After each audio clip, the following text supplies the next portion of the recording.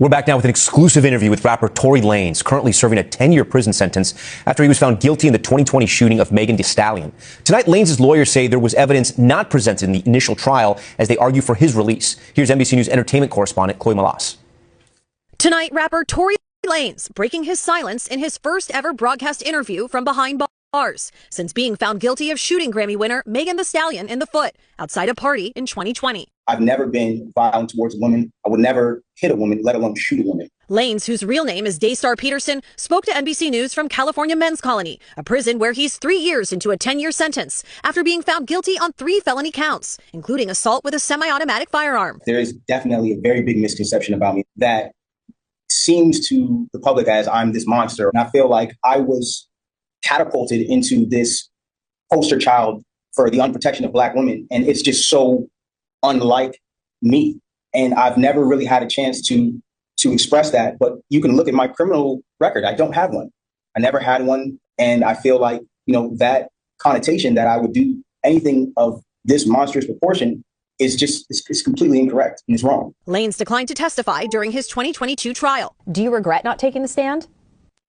I think if I would have taken the stand, the verdict would have definitely been very different. The rapper's legal team filed an appeal, which was denied in November. But his team is continuing to fight, with plans to file multiple appeals next week, this time with the California Supreme Court, in one claiming newly discovered evidence that they weren't provided during Lanez's 2022 trial, including hundreds of pages of medical records for Megan Thee Stallion, whose real name is Megan Pete, which they allege raise questions about the fragments removed from her foot after surgery. His team argues that the fragments were not provided ahead of trial and that this was a violation of due process. And we didn't have that chance. Or perhaps we could have questioned the doctors differently when they were on stand to impeach them, because it does look suspicious. But in the appeal denied in November, the court did address the fragments, ruling that the surgeon's testimony was, quote, more than sufficient to prove great bodily injury on Pete. Proving something like this on appeal is tough. This is a really, really difficult appellate argument for defendants to prove, because they have to show if the evidence actually came into court, the jury would have found differently. It's an uphill battle, and it's something that often torpedoes any defense appellate argument. The Los Angeles District Attorney's Office and representatives for Megan Thee Stallion have not responded to NBC News' request for comment. I believe not only that I was wrongfully convicted, but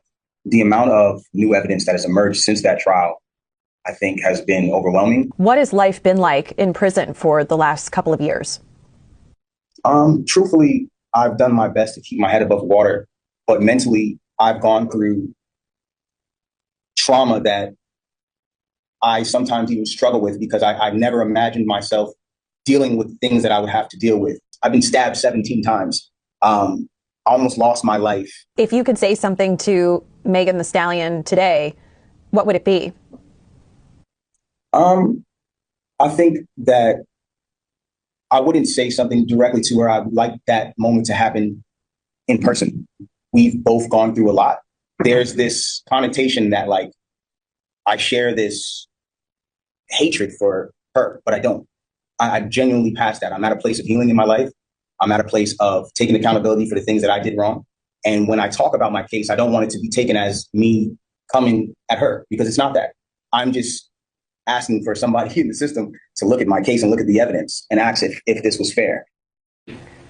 And with that, Chloe Malas joins us now on set. So, Chloe, Tory Lanez is also seeking a pardon from Governor Gavin Newsom. That's right. His legal team has filed the necessary paperwork, and it is before the governor now. So they're seeking either a pardon where his criminal record will be wiped clean, he would be released from prison, or to have his sentence commuted, meaning that the time he has served is sufficient, and release him, but that doesn't change his criminal record. As for when this could happen, the governor typically does these twice a year, so this could happen before the new year. All right. Chloe Malas for us. Chloe, thank you. Turning to another